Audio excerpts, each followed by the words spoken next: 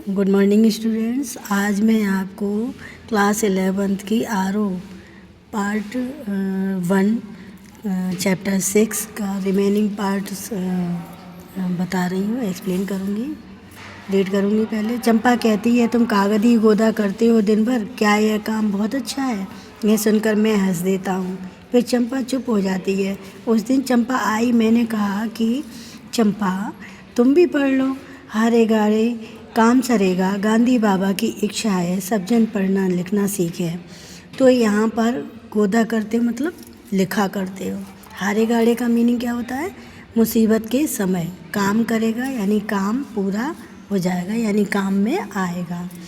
तो यहाँ पर जो कवि है वो शिक्षित वर्ग की पलायनवादी प्रवृत्ति के कारण घरों के टूटने की व्यथा को उभारता है। यहाँ कवि निरक्षर चंपा को पढ़ना लिखने की सलाह दे रहा है।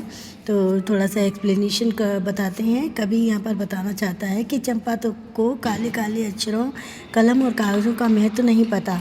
वह तो उसे लिखता देखकर प्रश्न कर उठती है कि तुम दिन भर कागज़ों को क्यों काला करते रहते हो? ये काम बहुत अच्छा है क्या? वास्तव में चंपा की दृष्टि में पढ़ने लिखने का काम अच्छा नहीं है। उसका सोचना ये है कि इन काले काले अक्षर को पढ़कर व्यक्ति पलायनवादी बन जाता है, वह घर छोड़कर चला जाता है। इसी कारण वह कवि से कहती है कि क्या यह काम कागज़ काला करना अच्छा है? कवि चंपा की बात सुनकर हंस देता है, परंतु चंपा चुपचाप कवि की हंसी को देखती रहती है। कवि बताता है कि जब एक दिन चंपा आई तो उसने चंपा को पढ़ना सीख लेने की सीख दी।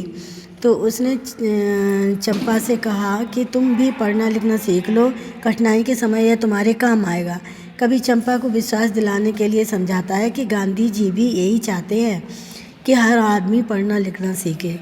कभी चाहता है कि जो चंपा है वो निरक्षरता से मुक्ति पाए और पढ़ने के महत्व को समझे।